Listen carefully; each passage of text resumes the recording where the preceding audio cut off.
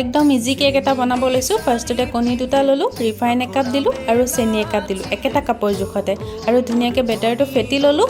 20 মিনিটমান ফেটিছোঁ আৰু white colour smooth হৈ যায়, হোৱাইট কালাৰ হৈ যায় ধুনীয়াকৈ।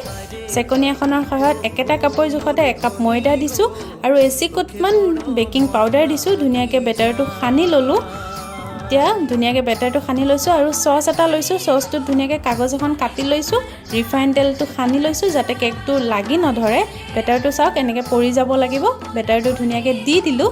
দি দিয়াৰ পিছত অলপ সময় টেপটেপাই দিছোঁ যাতে এয়াৰবোৰ থাকে যে সেইবোৰ সোমাই যায় আৰু অঙঠাত কেৰাহী এটা বহাই থৈ দিছোঁ। তাতে নিমখ আৰু ষ্টেণ্ড এডাল দি পেলাই ঢাকি পেলাই চচটো বহাই দিলোঁ।